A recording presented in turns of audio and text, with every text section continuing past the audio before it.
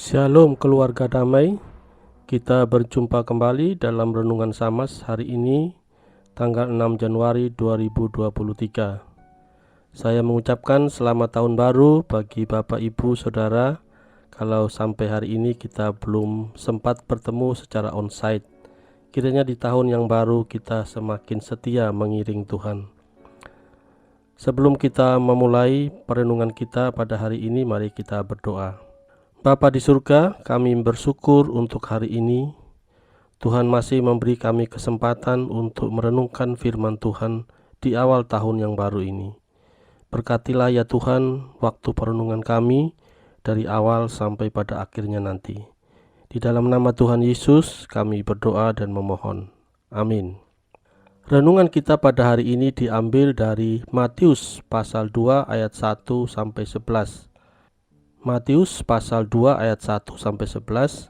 Namun saya hanya akan membacakan bagi Bapak Ibu Saudara sekalian dari ayat 3 sampai 5 dan 9 sampai 11. Demikian. Ketika Raja Herodes mendengar hal itu, terkejutlah ia beserta seluruh Yerusalem. Maka dikumpulkannya semua imam kepala dan ahli Taurat bangsa Yahudi.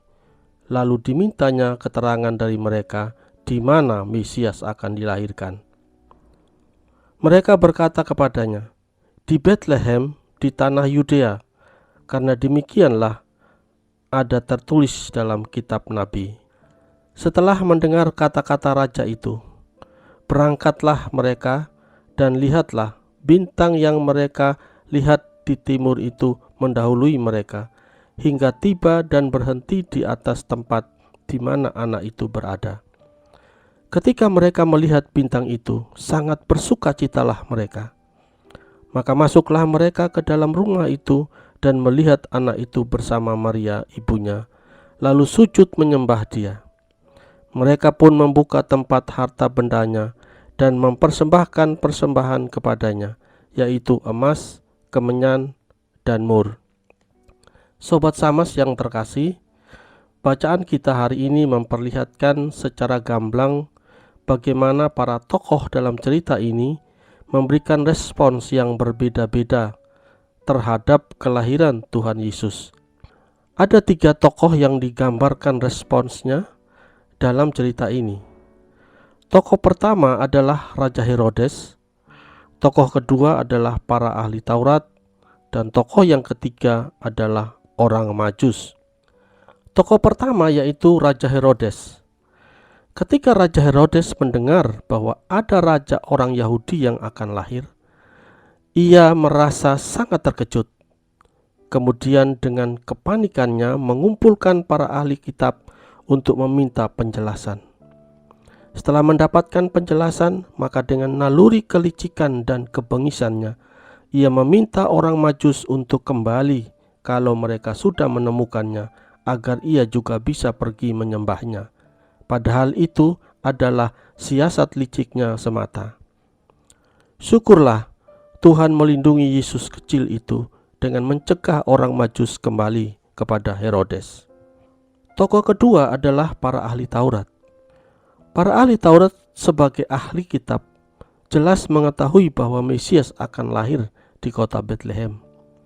Mereka memiliki pengetahuan dan keyakinan tentang hal itu, tetapi pengetahuan mereka tidak cukup untuk membawa mereka datang menyembah Yesus. Mereka hanya sekadar tahu tanpa berbuat apa-apa. Pengetahuan mereka hanya sampai di kepala, tidak sampai ke hati yang menggugah mereka untuk datang menyembah Sang Mesias yang sebenarnya sangat mereka nanti-nantikan itu. Tokoh ketiga adalah orang Majus. Orang Majus berbeda dengan para ahli Taurat.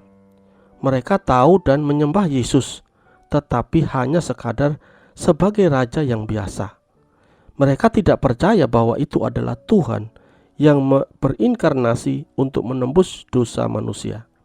Penyembahan mereka sekadar sebagai pengabdian terhadap ilmu pengetahuan yang mereka yakini kebenarannya, bukan pada raja yang mereka sembah, yang adalah raja di atas segala raja. Bapak Ibu Saudara yang terkasih, dari ketiga tokoh tadi ternyata bahwa tak satu pun yang merespons kelahiran Yesus dengan benar.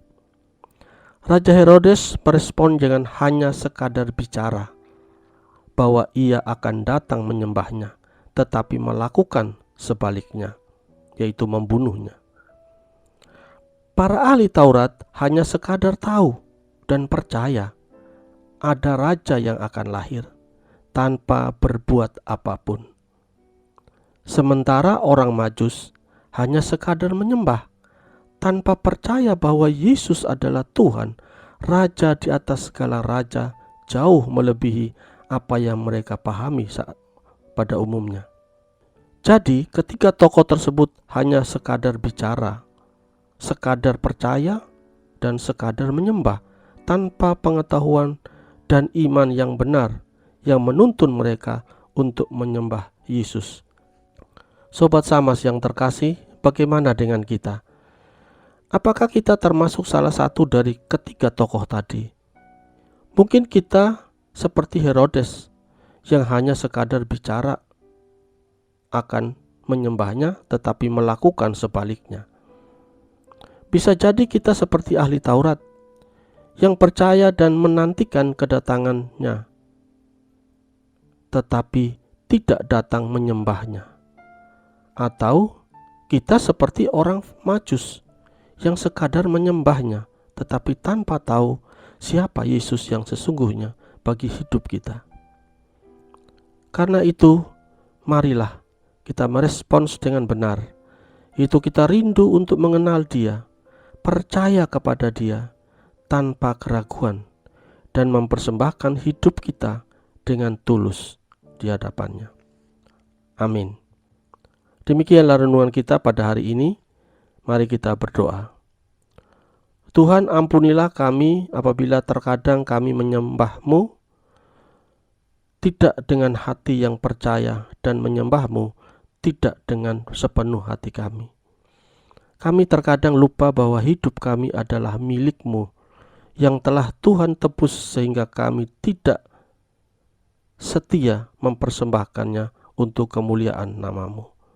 Tolonglah setiap kami ya Tuhan, agar kami dapat menyambut dan merespons dengan benar peristiwa demi peristiwa dalam hidup kami sesuai dengan kehendak Tuhan.